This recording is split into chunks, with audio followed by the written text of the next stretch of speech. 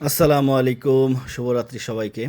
বৃষ্টির মধ্যে এইরকম বিড়ম্বনা এর আগে কখনো হয়নি। প্রায় ৬-৭ বছর ধরে গাড়িতে জার্নি করি। সো যাই হোক, আজকের গন্তব্য ছিল ত্রিশাল ভালুকা। গুড়ি গুড়ি বৃষ্টির মধ্যেই ভালুকার উদ্দেশ্যে, ময়মনসিংহের উদ্দেশ্যে যাত্রা শুরু। আজকে আমার সাথে আমার কলিগ ছিল, ড্রাইভার ছিল। সো ৯:৩০টার দিকে ত্রিশালের উদ্দেশ্যে রওনা করা। গুড়ি গুড়ি বৃষ্টি, মাঝে মাঝে ভালো বৃষ্টি হচ্ছিল আর কি। মাঝে হঠাৎ করেই আমাদের টায়ারটা পাংচার হয়ে গেল, বাট এইরকম অভিজ্ঞতা আসলে এর আগে কখনো হয়নি। যেমনটা দেখছেন, একদম বৃষ্টির মধ্যে ছাতা মাথায় দিয়ে ড্রাইভার সাহেব চাকার পাংচারটা ঠিক করা বা চাকা চেঞ্জ করছে, আর আমরা উপরে ছাতি ধরে আছি।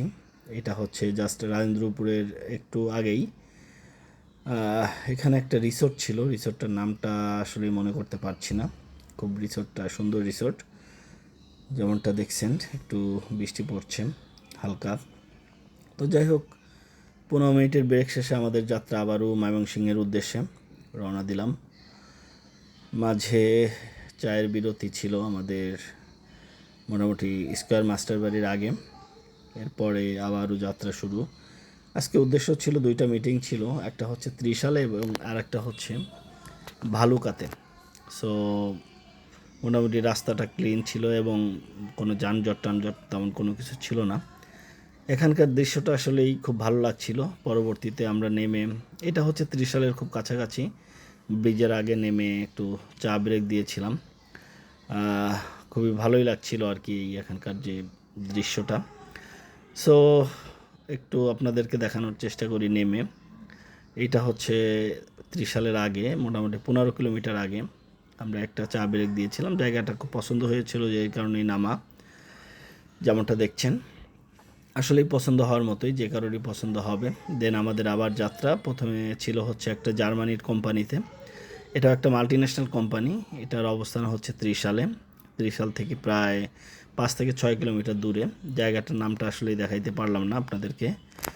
সো এখানে ঘণ্টাখানিকের মিটিং শেষ করে আবার হচ্ছে আমাদের ভালুকার দিকে রওনা।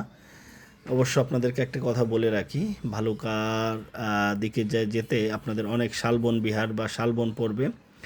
এটা অনেক মনোরঞ্জন বা অনেক সুন্দর আর কি দৃশ্য। যেই পাশেই ছিল হচ্ছে আপনার জাতীয় কবি কাজী নজরুল ইসলাম ইউনিভার্সিটি।